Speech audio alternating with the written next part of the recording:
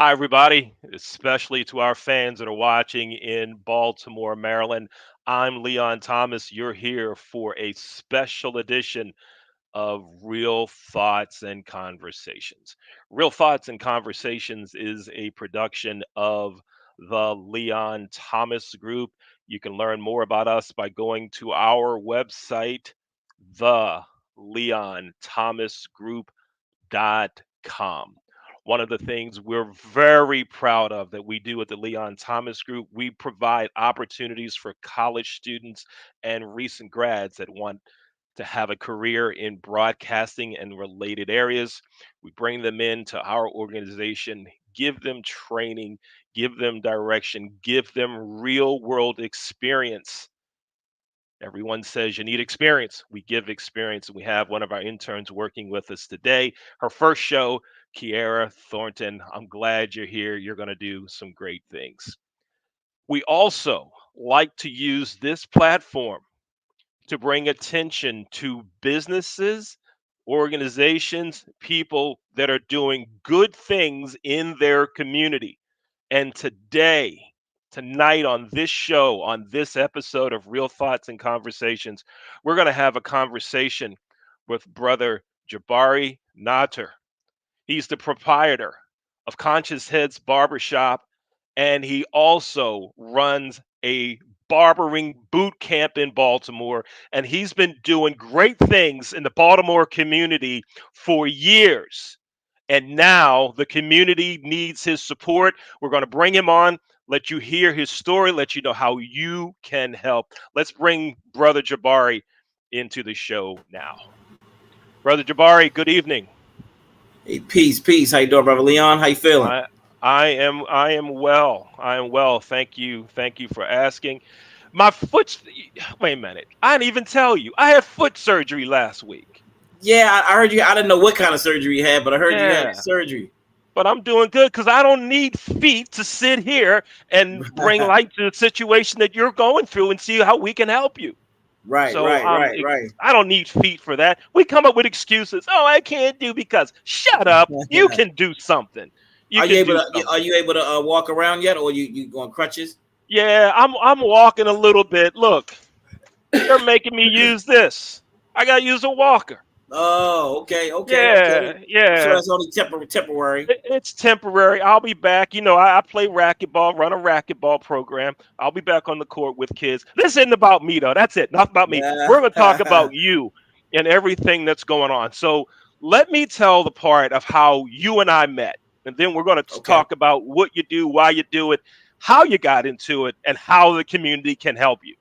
Now, I'm Okay. going to start now with telling the community you want to help Brother Jabari in what he's doing.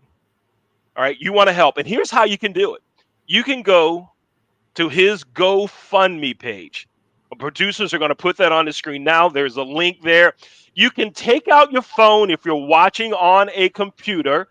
Take out your phone and take a snapshot of that. I don't want to hear, I don't have a pen. You can do this. Take your camera, take a snapshot. You can just Google GoFundMe Baltimore Barbershop and it comes up. Needs your help. All right. So here's what happened. 3 weeks ago, a month ago, whatever it was, I'm watching television, WJZ. And as I'm watching WJZ, they run a story about you, Brother Jabari, and what's happening with your building and how it could impact your business, but and more importantly, the barbering boot camp. So I came over to your shop a couple of Yeah. days later, got my head. What do you call it when you get somebody, you tell them, I want the flies to slide off this head. What's that called? A bald cut? Is that what it Yeah. is? Ball, Right? shave. Yeah. A shave. I got it done, got myself all neat. And I haven't been to a barber since then. I think I better make another trip over. And just recognize that you're doing some great things in the community. All right. We want to help. And I want everybody watching today, watching the repeats of the show, because I know a lot of people watch on replay. I want you to go to GoFundMe and help Brother Jabari. So, Brother Jabari, you're tell us the situation that you're going through right now. Tell us what the need is and why you got it, why it's important. Well, right now we need to get our roof situation straight. At the top of the year was already having some problems with business. I mean, we had a couple turns that actually, a couple things that actually had went wrong in business. But on top of that, I mean, maybe what I guess it was 2 months ago, the roof wanted to start leaking at the shop. On top of some other things that we were going through, so I got the insurance company come through, and they answered right back after they went to look at it, and they said we ain't paying for nothing. Like, this is not anything that we supposed to handle, and we just started covering you because I actually just purchased my building, actually in December of last year. So, those things happen. They said that they weren't going to pay for it. And then, honestly, I've been here for 24 years. I've been doing this for 24 years, in business for 24 years. And I sat here in my office where I am now, and I kind of contemplated, like, if I wanted to do this anymore. I was just like, man, maybe I just need to let this go. Maybe I need to let this go and, just move forward and maybe just cut hair and just, and not do the stuff that I'm doing, because it's a little stressful. So I went home, with that kind of thought pattern. Then when I woke up in the morning, it was like, nah, get up, make some calls. You got to make this happen. I'm 24 years, of course. I've been here before. And it was like, let me go ahead and orchestrate one of these great Lamar Jackson comebacks, and come back and put some points on the board and get some touchdowns. You know what I mean? So I got up and I was ready to fight, and that's what it was. So that's where we at right now. We were able to, because we were able to collect some funds. Of course, not where we want to be at, but I'm appreciative of everything we have collected. We got, I think, over 100 something 50 donations, different donations that we were able to get. Still trying to get everything that we could get, but we were able to do some things, slow some things down. We were able to slow the leak right now. So at that time, at that point when we first talked about it, every time it rained, it was coming in the shop, like it was coming inside of the top of the shop, and so we were able to slow that down. We were able to get the gutters clean, but the roof is still a mess. And so the way it looks now, if we don't raise all we need, that we will have to, put some, patch it up, and then possibly while we work on some other things. And then, but even that right there is a blessing if that's what we have to do, because we appreciate what the community and everybody who's donated thus far. But we would love to be able to, like smoothly to get a new roof. And if we got to wait to do that, that's fine too. So because we've been redoing some things around the shop, and I'm excited. I'm excited, and myself, I'm remotivated to do a lot of the stuff that needs to be done. And I'm not trying to sit and make a bunch of excuses and all those different things, but went through some trauma, some things. My mom passed away. Well, it'll almost be 2 years in February, and for those that know, that's in my crowd that's listening, know that me and my mom were like this. Like, she was the backbone. She was the coach. She was the one, what I'm saying? Hey, look, this is what you need to do. This is what what I mean? Hey, do this. And so now I had to go through a lot of that stuff on your own, by yourself. Now, I mean, knowing that she's still with me. She's still with me in spirit. Believe that. And so that was that spirit that got me up out that bed that one. Like, you better get up and go out here and fight like you know how to fight, Right. And so, doing, going through that thing, even having to humble myself and go through this now has really kind of relit my fire to a degree. It's like, you know what? Yeah, I want this. Let me make this happen. And let's go to the community, what I mean? Because right now, my credit, the credit that I had, what I mean, that I had to even buy the building and do some things with, that I had pretty tight, wasn't right at this particular time. So it's like, let me go to my community credit. And for those that know, those who I've helped before, and and the work that I put in the community, and see if I could get some help there. And once I'm able to stabilize some things and get back in the flow of things. Right. Now, the first thing I want to comment on, that you said, you went home that night saying, I don't know, I don't think I'm going to do this. That's an option. But Yeah. you woke up and said, no, that's not an option. Yeah, that's not Right? an. You're going to make this happen. Right? Oh yeah, That in itself, that in itself is a piece we're going to pull out of the show and right. run that over and over again, because people need to hear that no matter what they're going through. Right? You That's right. can't give up. That's right. You That's right. can't give up. That's Don't right. do it. That's right. Don't That's do it. right. Get up and figure it out. Start doing something, That's right. right? Start doing something. The next thing, you built up, you used the term community credit. Right. Community credit, right? For years. you've been doing things for the community, right? Yeah. Free haircuts, right? You've been doing that, Yeah. right? A lot of people know that. Oh, you did it because WJZ had a picture of it or something. Yeah, yeah. How many of those free haircut events have you done? How many? Give me a number. How many has it been? I mean, we've been doing it for 8 years. We've been doing it Eight for like years, eight years now. Yeah. right? Yeah. So Yep. you have that credit in the community. And what my plea now is for the community is to help you. Right? That's why we're here. That's why we're doing the show. And listen, you don't have to be in Baltimore to help, right? I know that we have viewers in Hawaii, we have viewers in California that'll watch the shows at different times. I'm asking you to help. $10, $25, $100, $1,000. You can help. Now, with Jabari, when I make statements like that, what a lot of people come back with, yeah, I bet he didn't help. Well, you're wrong. I did. Yes, he did. Yes, Okay, I definitely, did. Our definitely. company helped. Yes, he Okay, did. so I'm not a hypocrite. I'm not telling you to do something. I'm not asking you to do something that I didn't do. I'm asking y'all to help. Now, but here's the other thing that I think it's important for folks to know. Not only is your business a barber shop, you also run barbering boot camp. Right. How long have you had that? And tell us some about that, because that's another thing. Because that's needed for folks in Baltimore. Everybody's not cut out to go to college, to do this, and I'm not saying there's anything wrong with that.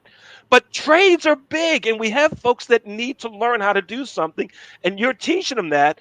But also, in a couple of videos that I saw, the people in the barbering boot camp talk about the other aspects, how you're improving their lives through mentoring and conversations that you're helping them. The folks that are working with you are helping them. So I applaud you for that too. That's one of the big pieces that people need to know. Tell us some about that boot camp.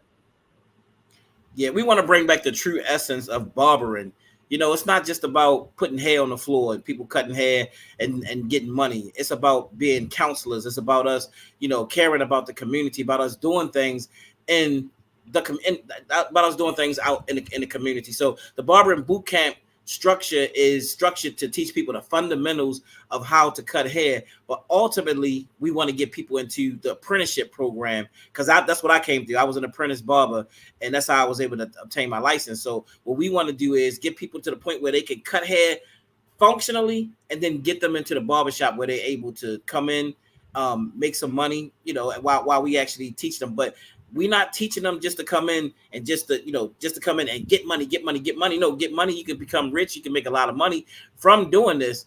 But it's about healing the community. It's about taking it back to the essence of what barbering was all about. You know what I mean? Being the news headquarter of the community. I mean, so many people call me, hey, you know somebody to do this? Do you know somebody that does that? Do you know somebody that does Hmm. that? So I get calls for that all the time, for connections and all, because we cut everybody. We cut, people that's into politics. We cut people that's in sports. We cut people that's teachers. We cut people that, that work for the city, so those connections build, you know what I mean? So pretty much whenever I need to go anywhere, pretty much there's always a connection, because if I don't cut them, then somebody else in my barbershop is cutting that person, or cutting somebody else that has some kind of connection. So it's a network, and it's the Hmm. information headquarters, for the community, the barbershop, the salon. So we wanted to put together a program where people were able to come through. Some people may not be able to afford to go to barbering school at the particular time, and barbering is not in your major schools. Merv used to be in Merville, Emerson, and Carver, but there is no barbering program in any of the schools in Baltimore right now. So they do have some barbering schools, but they do not have the barbering program in any of the high schools. So we wanted to be really affordable for our community, and to be able to make these opportunities. We start taking on our people in as young as 10 years old. We take some of these young people in 10, and my oldest student has been 74 years old. So Wow. we, to me, it's about legacy. It's Yeah. about legacy. It's about me knowing and being real that at the end of the day, one day I won't be here. And when I'm not here, I want the movement to continue to elevate. For a long time now, barbering, for years has been known as a hustle. People come in, they come in and get money, they hide money, they put money under the table, they do all kinds of stuff and do all types of things, And what we trying to say is now, like, look, you can do that stuff, but at the ultimate end, you're gonna pay. You won't be able to get stuff in your own name. You won't be. It's a lot of different things that you can't do. So we approach it correctly, like a Madam C.J. Walker or Annie Malone. I mean, and many of the greats that have done it. And make sure your paperwork is straight. I'm working on that, right? Making sure all my stuff is straight. You know what I mean? And make sure your stuff is right. So at the end of the day, we want people to be able to go because to this point, when I opened up my barbershop, I didn't have money. I just had the heart. I just like, look, I'm opening up a shop. I went to my family members like, hey, grandma, I need this. Grandma maxed out the credit card. You know what I mean? My mama maxed out, took out loans, did all kinds of stuff. But I just had people that, the spirit and people back me with it. But when I have my young students and I have people now, and I want them to come out of the boot camp able to put their stuff up on the table. Like, look, I need money to be able to do this, or to be able to have enough money to be able to put it up on the table. So, I just want that. I want them to go into it with a spirit of, no, we doing this the right way, so that we can be able to keep the legacy going. This ain't no hustle. This is a true career. This is something that you can really make a career from. You can become rich from. You can help the people from. And yeah, I mean, so like I said, I'm excited to do that. So every time and I'm proud to say that in the state of Maryland, I've trained more barbers on apprenticeship than anybody in the state of Maryland. Wow. And we was a part of in 2019, we put a bill on the table to change the law from one apprentice barber, one master barber can only train one apprentice barber. We got it changed in 2021 to one master barber can train three apprentices at three apprentice barbers at one time. So we got that law changed. We put that bill in, and we got that changed, through through the barbershop. So we did that for the whole state of Maryland, not just for Jabari shop, but for the whole state of Maryland. We got that bill changed. So we just want people to know that whatever we need to do, we can find out what needs to be changed. I'm doing some things with my young apprentice now. I got my young apprentice, and we doing some things. We've been shooting videos and doing some certain things that y'all get to see. Some of them are funny, some of them are serious. And just putting together a movement to show people that, look, you can have fun with this, you can make money with this, but at the same time, we got to be about the healing of the community. Right. And this ain't no hustle. This ain't no get over. This is a real life career that you can actually get into. Real life career. And through all of that you said, right? Not once did you say it's about you. Right. Right. You're talking about helping others in the community. Right. And you talked about getting back to the essence of barbering, that barbers were the people that folks went to. Right. I need do you know? Give me a contact with, right? I can remember Donald Rubottom, who cut my hair for years in Catonsville on Winters Lane, basically at the intersection of Route 40 and Winters Lane, a small shop. And when I would come in, the first thing he'd say is, "How you doing in school?" And then he would say, "I know people. There's no reason for any student that comes into my shop. There's no reason for anybody to fail. I know teachers, I know educators, I know college professors. They all come in here. If you need help, say something." Right? That's what he did. That's right. That's right. That's Right? what it's supposed to be about. Yeah. And so he was doing that. The shop when I was a young boy, I used to go to the barber shop in Edmondson Village that was owned by Mr. Edward. I can't remember his last name. Mr. Ed Taylor, I think his last name was with Edwards. He had a barber shop there, and he owned another one on Poplar Grove. Okay. Right, and the same. I saw that when I was 4, 5, 6 years old. What you're talking about happened. Barbers are respected for that. They knew people. They knew how to get stuff done. They were the counselor, right? That's right. And you're training people in that, but you also said you teach them how to get the business part of it right too. Right. Right. So that they can have some sustained success. So folks, here's what the ask is, right? That everybody says, here, what do you want? What do you want? Here's the ask. Here's the ask. We want you to go to that Fund Me link that you see there on the bottom of the screen. If you can't write it down, take out your phone and take a picture of it. If you're watching this show on replay, which I know about 65% of our folks do, and you also listen on the Leon Thomas Group Radio Network. If you just Google GoFundMe Baltimore Barbershop, GoFundMe Baltimore Barbershop, that's the link that comes up. This is the page that comes up here. I'll go ahead and show it to you. That's what's going to appear on your screen. You go there, click on that you want to donate. That's what the GoFundMe page looks like. So if you go to somewhere else, it ain't it. I want everybody to go there and help Brother Jabari and his business, but most importantly, help him stay open to support the efforts that he's doing in the barbering boot camp. Brother Jabari, we're going to talk some more. We're going to take a break. And when we come back, we want to talk some about your background, how you got into barbering and how your career has taken off that brought you to the point that we're at now. Now, Brother Jabari, check these out. You talk about you giving back and so forth, right? Yes, sir. I know the feeling because that's part of what we do in our company, right? I know that. And I understand the feeling. You're going to see some commercials run now that were all produced by interns that work for or used to work with the Leon Thomas Group.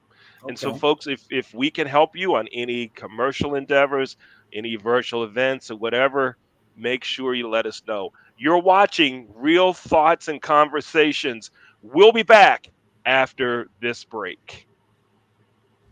Announcing the newest show from the Leon Thomas Group, Cooking with Kids in the Kitchen. Each week, we're going to have kids on the show in their home kitchen, showing us their culinary expertise right here on Cooking with Kids in the Kitchen. If you know of a kid that would be great to have on Cooking with Kids in the Kitchen, contact Leon Thomas with the Leon Thomas Group. His email address is leon@theleonthomasgroup.com. That's leon@theleonthomasgroup.com. Cooking with Kids in the Kitchen.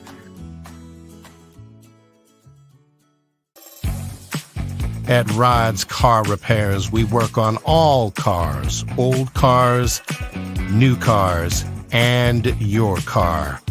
Car Repairs by Rod.io.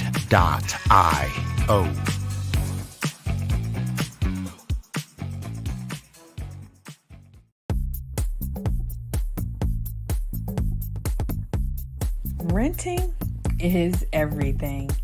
It's style at your doorstep. Off the runway and into your closet. It's every trend you've been dying to try and every designer you've yet to discover. It's wearing it your way every time and making it count everywhere you go. It's never worrying about what to wear because something new is always coming your way. That's why renting is everything. New styles, top designers, all for a flat monthly fee. Start your subscription at renttherunway.com.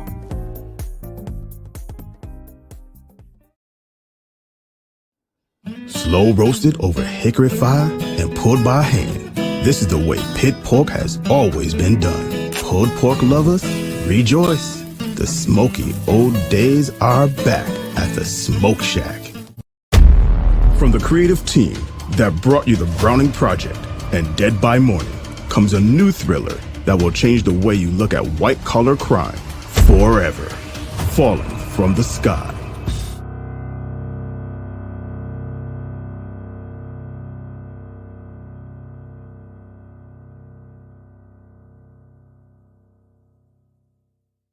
Water. It's everywhere. We drink it, we bathe with it, we cook with it. Coffee's made with water. Toilets won't flush without it. It's used for washing clothes, dishes, utensils, pots, pans, floors, and our teeth. Plants and crops need water. Animals drink it, and fish need it too. And don't forget, we can have a lot of fun in the water. Water. What will we do without it?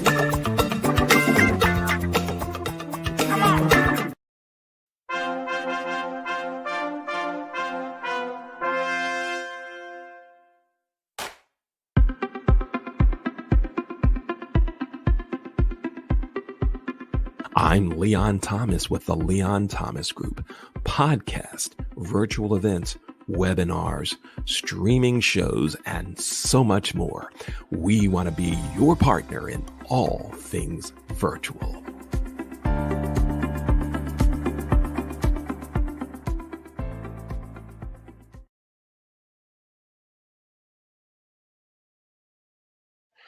Welcome back to Real Thoughts and Conversations. I'm your host, Leon Thomas, here with our special guest, Brother Jabari Natur. We're talking about his barber shop and his barber boot camp in Baltimore and some of the immediate needs that they have for funding. We want you to help Brother Jabari. You can go to the GoFundMe page, the link that you see there on the screen. We're here to bring awareness to all the great things that he is doing in the community, all the work he's done in the community. And we're hoping now that those of you watching the show will support his efforts to keep the business open and, importantly, to keep the barbering boot camp going. You know, a lot of you listen on our radio network, the Leon Thomas Group Radio Network. If you want to listen there, you go to our website, theleonthomasgroup.com, and there's a button in the menu that says listen live, and you can listen to the Leon Thomas Group radio station there, and we'll have reruns, repeats of this show running for the next week or so. So anyone that's listening, any link that we talk about, you can gain access to it by listening to the show. But also, I'm going to go ahead and verbally tell you how to get to that GoFundMe page so that you can make a donation. You go to Google and just search for GoFundMe Baltimore Barbershop. It's going to show up. The first one that you're going to see is the one that we're going to show on the screen now. That's this one right here. That's what it looks like. So then you'll know that you are on the right page, and please donate. Brother Jabari, some folks might have questions also that they want to talk with you directly about. And so, if it's okay, can you go ahead and give your phone number so that if anyone wants to contact you or text you, a lot of times folks want to talk with the business owner directly. So, can you go ahead and give us your phone number, please? Definitely. My number is 410-303-4120. Again, that's 410-303-4120. All right. So, if you have questions or want to contact him directly, please go ahead and do so. I know we've had some of you that are watching on LinkedIn and you've made comments, but those comments aren't coming over to our studio here. So we will acknowledge your comments after the show. I'll make some connections and put Brother Jabari in touch with you so that y'all can talk and hopefully some great things happen. Now, Brother Jabari, you mentioned you've had your business for close to 25 years. Tell us about how long have you been in barbering and how did you get into this great career? Tell us your story. How did this happen for you? Yeah. So I started when I was in the 7th grade. And I don't know why I was so attracted to barbering. There was a guy who used to cut hair around the way, and he used to cut it real nice. Actually, he cut my name. He cut my name in the back of my head. My family was crazy about that. They laugh and they joke that I had my name cut in the back of my head. But this guy was pretty good at cutting, and for some reason, people used to talk about how good he was and all of this and that. And for whatever reason, I was attracted to that. I was like, man, I want to do that. And so, I got clippers, but they didn't have YouTube back in the day.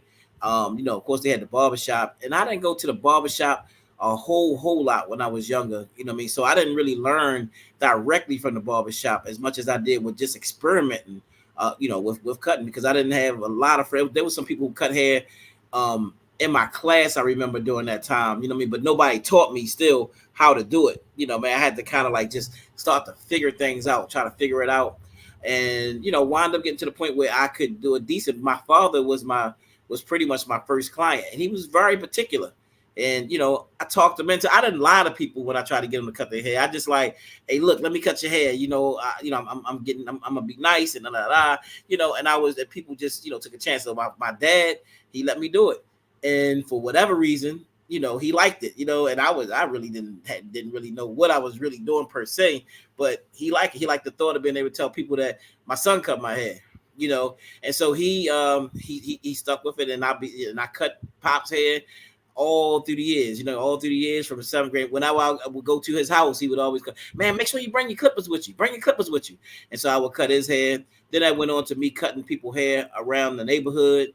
I would do that and make some money around the neighborhood. And by the time in high school, I would take my clippers sometime and I would cut people's hair. Even in the teachers' lounges, some of the teachers would let me cut their hair, and then I would maybe take some of the students and cut their hair there. So I was learning, and I thought that I knew how to cut hair, and pretty decent, and I was pretty decent. And then when I got out of high school, I didn't know exactly what I wanted to do. I didn't really want to cut hair per se. Wound up working in a bookstore. Many of you may know in Baltimore called Everyone's Place. And I worked at Everyone's Place, and a man by the name of Leon would come in, and I would talk to him over and over again. We would talk about books and everything, but he was a master barber. And one day I thought, I'm like, man, I got to get a skill. And at this time I was 20 years old. And I said, well, next time he come in, I'm going to ask him if he would take me on an apprenticeship. And I asked him, and he took me, he said, definitely, I'll definitely take you on an apprenticeship. So Mr. Leon was the person who I got my training from. Like I said, I thought I knew how to cut hair, and once I got into a barber shop, I'm like, man, I ain't know nothing. By the time I got training from Mr. Leon and many of the other barbers that was there in the shop that taught me the ins and outs of the other things that I need to know, the professionalism, the way that things are supposed to be. And so that was a learning process for me. But I was clear about one thing, because I was already doing work in the community. I was organizing. We was going into the prisons. We were speaking in the prisons. We were doing rallies out in the street, stop the killing, all of that kind of stuff. So when you found things going on, I was already doing a lot of that stuff. So when I got into barbering, that's why I had support from the community, because people liked what I was doing. I was bringing speakers to town. Like we would bring Dick Gregory to town like 2 or 3 times a year, that we would bring him in to speak, to do certain speaking engagements. Yeah. So I had a very close business relationship with Brother Dick Gregory and people like that. Sister Soldier. We brought in, Dr. Claude Anderson, a lot of these different folks. We were doing that. So I was doing that for, I would say now 29, that like 29 years before the barbering thing happened. So I incorporated that. So when my store first opened here at Conscious Heads, on the top level was the barbershop and the natural hair salon, but on the bottom level was a bookstore. It was a book. We did a bookstore. So we said our slogan was, we take care of your head inside and out. So you come up, we take care of your head, and we get you the information and knowledge. But then you got the bookstore that was downstairs. So back up just a little bit. When I came out of the barbershop with Mr. Leon, I was when I left Everyone's Place, I had a business where we had a traveling bookstore, and I would go into hair salons and barbershops, and I would sell books inside of those places. Different novels. It could be books on psychology, history books, and we would do that. That's how we got started. So then that's how we got to incorporate. Once I left there, that barbershop on Charles Street, and then I went to look for a barbershop to open up. So I went around. A good brother, he showed me different spots, and he showed me this location. One day, me and my mother was driving up the street, and we just so happened to look over, and we saw a man standing out front. I said, "Mom, I went to that spot. I wonder if that's the guy who owned the building." And so sure enough, we went over there, and he, the guy was like, "Oh, okay. Yeah, I'm the owner. So y'all want to do something? Yeah, I would love to try to help you do that." My mom, a week later, she wrote the first check to the guy, but we was a long time from getting this thing set up. So what happened was, we went in, I'm ambitious. I didn't have, but mind you, I had no money. Okay. I had no money. I don't even know how this was happening. This is all spirit. This is all, this is all faith. This is all spirit. And I went in, got enough money up, and we knocked 2 walls out inside the shop. But once I knocked those 2 walls out, we realized that I wasn't zoned correctly for the building. The building was zoned office residential and it wasn't zoned commercial. I'm like, oh man. So that started this long process where we had to go and get the zoning straight. We had to go door to door. We had to get letters from the community associations. We had to go and knock on the doors in the community. So one of the person's door that I knocked on was a man named Carl Stokes. His mom answered the door. She's like, Carl, come to the door. These young men out here doing some stuff. And he came to the door and he took my information and my name and he said, well, I'll help you. And sure enough, I called him. He would call down to the planning committee because, now then we had to go through the planning commission. And I sat down with the planning commission and the planning commission said it was 7 of them. And with my lawyer at the time, and they said, you're not going to be able to get this spot zoned correctly. Why don't you just get another spot? But for me, I guess being a tourist, just being stubborn and hard-headed, I was like, no, I'm getting in that building. Like, no, y'all not going to do that. Oh, I'm it's getting in gonna this happen. building. You're not telling me no. You're not telling me no. So I didn't have no Right. money, and I had the planning commission telling me that I couldn't get to the So wait a minute. Let me just stop a second. You don't have any money. no money. They're telling you no, Right. and you're still going. I'm in my mind, there was nothing that was going to stop me from Nothing's gonna stop you, Nothing right? was going to stop me. Yeah. Now, I all right. No, we got to get back to this in 1 second. That's kind of where you are now. yeah. You made it through then, Oh yeah. and you're gonna make it Right. now. So go ahead. The planning commission told you it ain't gonna happen. Go ahead, pick it up from there. So by the time I got the call, Stokes, he started making calls down there. He started making calls different places, doing everything that he said that he was going to do. And I was such a nuisance to the planning commission, calling them every 5 minutes. And it was like, man, you really fighting for this, aren't you? I was like, yeah, I'm getting this building. And by the time the process, it was a year process, was over with, everybody in the planning commission that worked with me, they came down to support me because I had worked so hard. They was like, man, look, we're going to support him because we never seen anybody work as hard to get into a building. I mean, I don't know why, but he worked hard to get into this building. And by that time, I went to people, like I was doing work in the community. So people in the community, again, they donated, like you said, almost as if now. And, my family members and different people and, uncles came in. Those who had skills, they would come in and help build. My dad came in and ran the plumbing. I pulled to the community and we made it happen. We opened those doors up August 2017. August 2017, 2000. Yeah. Yep. Mm-hmm. And so that, bring us to 24 years. And it was just nothing that I was, no stone that I was going to, not turn over to make this happen. And that's pretty much been the story of my life. You know what I'm saying? Like when I go through things, if I lock on it, I'm like, nah, this is going to happen. Now I'm not saying I'm not telling people to live their life like that. I was one that would plan, even like I told you with the Dick Gregory events, I would plan a Dick Gregory event and have no money to do the event, but what happened was my resources at the time had gotten so well, like say when Dick Gregory came to do it for me, I didn't have to send him money in advance. I could pay him everything when he came to the lecture. So, I didn't have to worry about coming up with the money in advance and all, because I had developed such a good relationship. Yeah. We used to do a lot of our lectures at Sojourner Douglas College when Sojourner Douglas College was here. And so everywhere I went, I had such a great rapport with everybody, every designer, every person who I worked with, because I kept my word, And so I didn't have a bad relationship with anybody. So I could always go and be able to, and turn those favors. And then, so that's how we did it. Right on. That is great. That's a great story. That your story is one that should inspire many, right? You didn't accept no, you kept going. You built your credibility. Right. There's credit and then there's credibility. Right. You built that up so that people could trust you. They could honor your word because they had experience with you doing that. Right. And so for anybody that's watching, you're thinking about starting a business, you're looking to start a career, you got to do the right thing. You got to treat people right, do the right thing, and stand by your word. Do what you say you're going to do. And if you can't, speak up then and say, I'm sorry, I can't. Right. Yep. But don't leave people hanging. You have to do this. That's a business lesson. That's a life lesson in itself. And that's what you've been doing for so long. And you're still doing it now, right? And that's why I'm asking everyone to help. Go to the GoFundMe page that you see on the screen now. Go there and help support Brother Jabari, keep his business open, keep his barbering school going, the Barbering Bootcamp. Help keep that alive. You need your support. And here's something else. You touched on it near the end when you were telling us that full story, Brother Jabari. You talked about people that came in and provided services for you, right?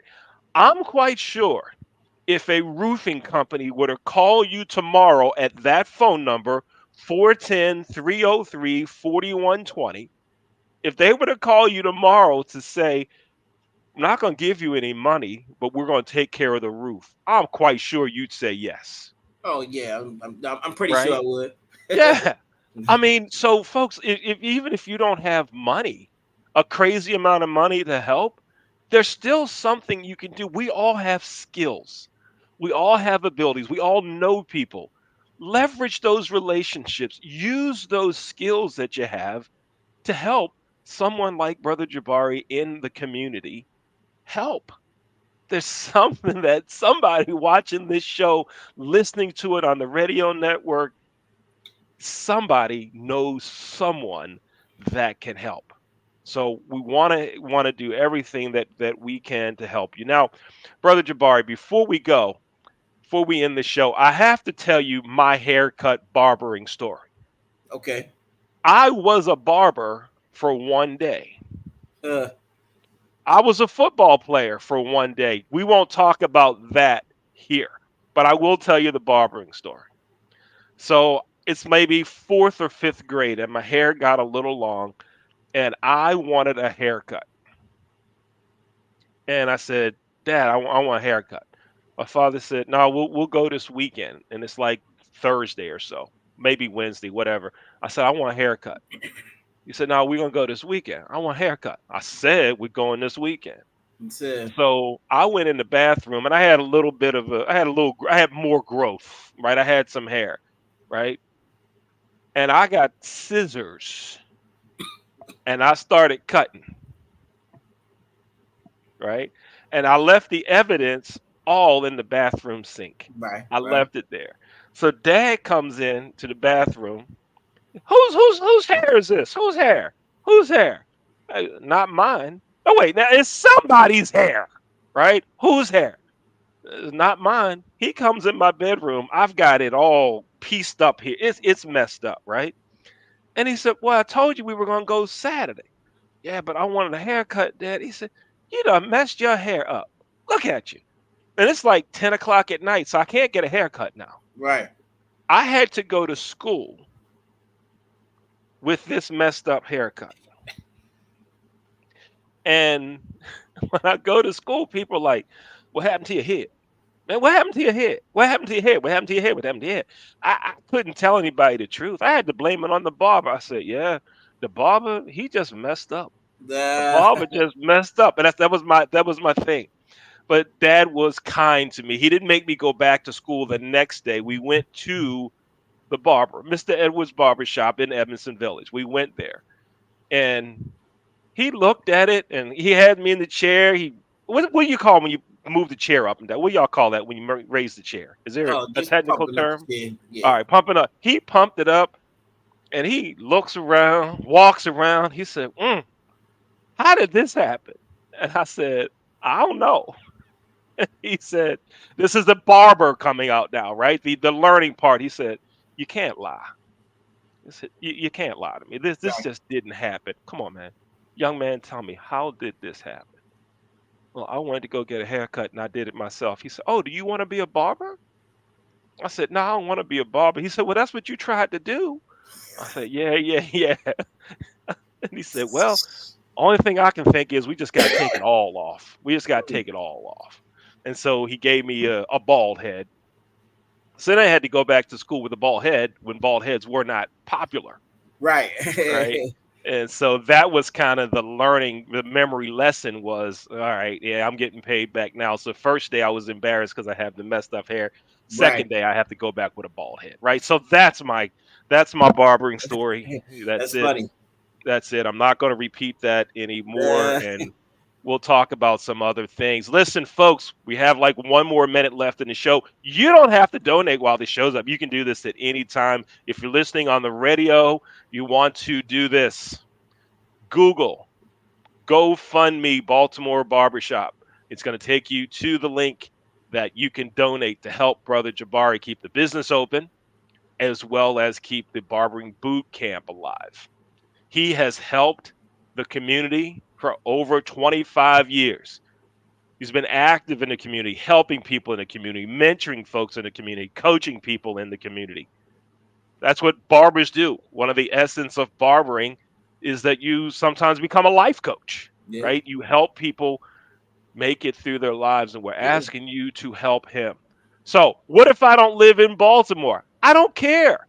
right. Please help. You can, if you live in California, you can help. You live in Florida, you can help. We're asking you to help keep this business open.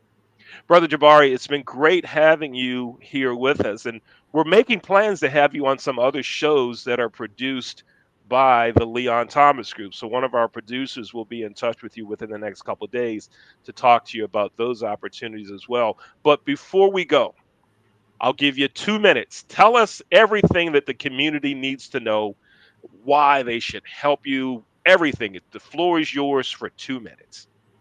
Okay. Well, one is because you know I really love we really love the people. This has really been a labor of love, and and training up my people. It's nothing that gives me more pleasure to take a person who doesn't know how to cut hair at all and to watch them turn into a professional barber. Everybody at my spot, Conscious Heads, that's at 219 East 25th Street in Baltimore. Everybody that works on my main floor comes out of my barber and boot camp. And out of that, I have master barbers. I have three master barbers that's under me right now as we speak, and I got a host of other barbers that we have. I got barbers that own their own shops.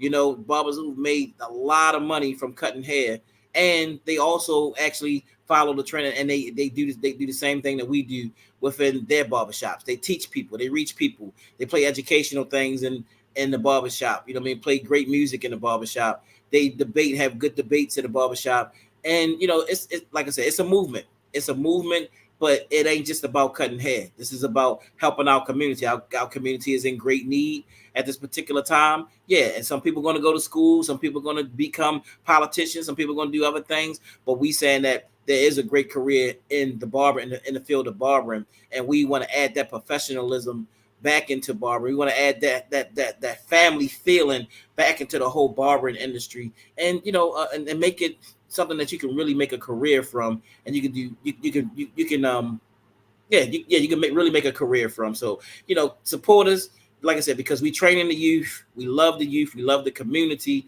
That's what it's been all about for me in general. I started off as a community activist, and I still am a community activist.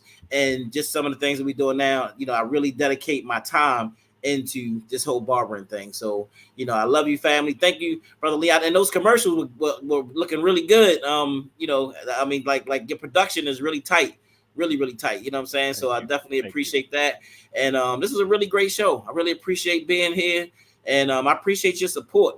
You know what I mean? Like I said, once you heard it, you came in and, it showed a lot of love. And, the thing for me, it's a win-win situation. And I know I need help right now, but I know definitely some kind of way I want to be able to help you or be able to work with y'all at the same time to be able to show our gratitude and show our love and respect for the things that you're doing in the community and many of the people that's out in the community in general. Thank you. Thank you. I appreciate your comments about the work that we do, and you and I will definitely we'll figure out how to do some things together Definitely. as we continue to go through. Your mission is very similar to ours. We This is not about me, it's not about you, it's about helping others, and that's Right. what we're about here and in the racquetball program that I run in Baltimore, the racquetball revival. We teach kids how to play racquetball. And so I'm in it. I understand what you're doing, but I appreciate the Can I ask you a opportunity to. question? Yes, go ahead. Well, you say racquetball. Do you play pickleball? Oh, I do not play pickleball. I Okay. do not. I haven't tried pickleball. Is that you? Do you do that? Well, I just started a few months ago, and I really like it. I like it a lot. I'm on this thing where I'm trying to lose some weight now because it's a little rough on my knees with this extra weight. So I've been on this thing to lose some weight. Okay. Because I like to go in and play hard. It's really fun. It's really fun All though. You know what right. I mean? I enjoy it. I enjoy it. All right. We have to get you on the racquetball court though. You're going to find racquetball is way more fun than pickleball is. It's more challenging. It's fun. Our Okay, website is on the screen there, racquetballrevival.com. We that's teach what's kids up. how to play. We just had our first graduating class. That's what's up. Um, young man's going to the Air Force, one's going to University of Maryland, one's going to Temple University. And the coolest part, the two that are in college, Temple and Maryland, their first weekends there, they didn't have anything to do. They went to play racquetball and they met people, right? And so that's what I was. I'm sure it's fun. It I never got to play yeah. racquetball before. I'm We'll, sure it's we'll really talk. fun. We'll talk about that. We got to get you out to the courts. You'll love it. You'll Definitely. love it. Yeah. But thank you so much for being on Real Thoughts and Conversations. I want to thank our producer, Dr. Jay Rasenko, and our newest intern, Kara Thornton, for being in the background today, making sure that things work well and all is good. Thank you both for what you do. Again, I'm Leon Thomas with the Leon Thomas Group. Thanks for watching the show, and we'll see you next time.